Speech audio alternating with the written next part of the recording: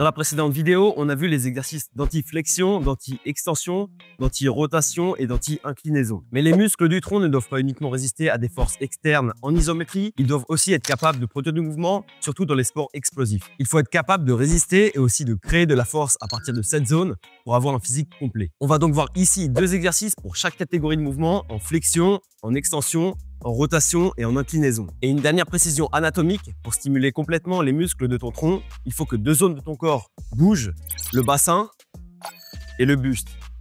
C'est grâce à ça que l'on travaillera correctement les muscles du tronc. Pour les exercices de flexion, on a le sit-up avec un disque et les enroulements de bassin au sol. Pour ce sit-up, on s'allonge au sol sur le dos avec les genoux fléchis. La charge est placée au-dessus de la tête et on vient s'asseoir en enroulant la colonne et en montant le disque vers le haut. Il faut ensuite redescendre lentement en déroulant la colonne du bas vers le haut pour terminer dans la position de départ. Dans la montée, il faut expirer et se forcer à contracter ses abdos en rentrant le ventre. Puis on inspire dans la descente. Ici, c'est vraiment l'enroulement de la colonne qui permettra aux abdos de se contracter correctement.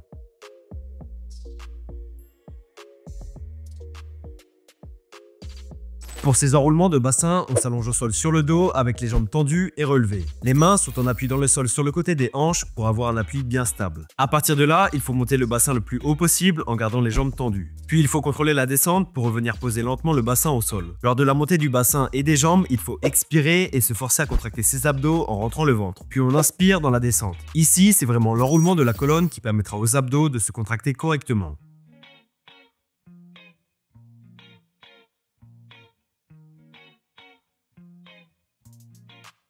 Pour l'extension, on a des extensions au banc à lombaire et le good morning en dynamique. Pour les extensions lombaires, on se positionne correctement sur un banc à lombaire en ayant les jambes tendues et le haut du bassin au bord du banc. Le buste est dans le vide. Les mains sont placées sur les oreilles avec les coudes levés et ouverts. Et à partir de là, on vient lever le buste le plus haut possible en contractant les fessiers, les ischios et les lombaires. Dans la position haute, le bas du dos doit être légèrement cambré. Il faut ensuite descendre lentement en s'arrêtant juste avant que le bas du dos ne s'enroule. Il faut aussi contracter les abdos pour ne pas trop courber la zone lombaire. On inspire dans la descente et on expire dans la remontée.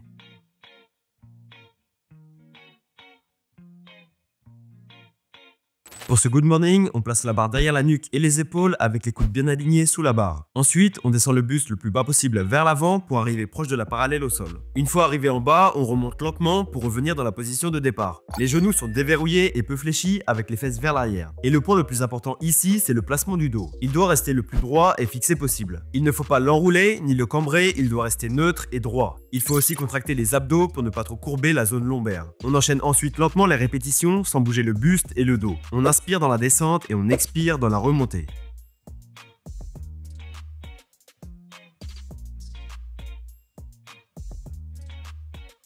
Pour la rotation, on a les rotations à la poulie debout et les reverse trunk twist.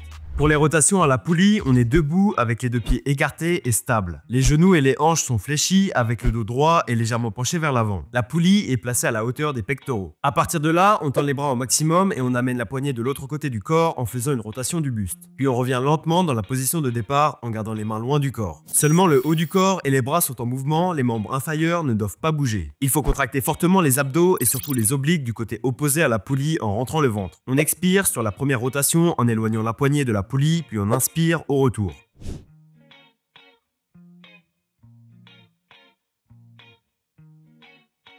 Pour ces reverse trunk twist, on s'allonge au sol sur le dos avec les genoux ramenés et fléchis. Les bras sont tendus avec les mains au sol à la hauteur des épaules pour avoir un appui bien stable. À partir de là, il faut faire des rotations de buste en amenant les genoux au sol d'un côté. On descend lentement et une fois qu'on touche le sol, on remonte les jambes dans la position de départ. Puis on réalise la même chose de l'autre côté. Seulement le bas du corps est en mouvement, les membres supérieurs ne doivent pas bouger. Il faut contracter fortement les abdos et surtout les obliques du côté opposé à la rotation des jambes en rentrant le ventre. Et on inspire sur la descente des jambes puis on expire sur la remontée.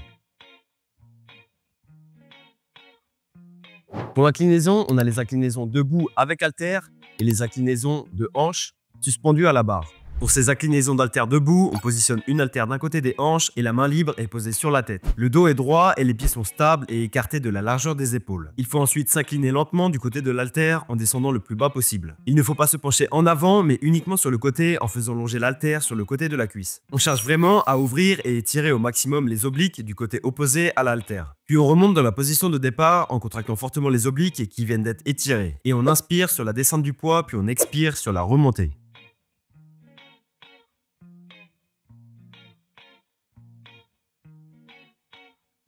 Pour ces inclinaisons de hanches, on se suspend à la barre pour être complètement dans le vide. On monte les genoux pour avoir les cuisses parallèles au sol. À partir de là, on monte la hanche d'un côté grâce aux obliques du même côté. Il faut essayer de fermer au maximum la distance entre la hanche et l'épaule pour avoir un maximum d'amplitude. Puis on redescend lentement avant de faire le même mouvement de l'autre côté. Ici, il faut vraiment chercher le mouvement de la hanche qui part sur le côté et vers le haut pour que ça soit efficace. Et on inspire sur la descente des jambes, puis on expire sur la remontée.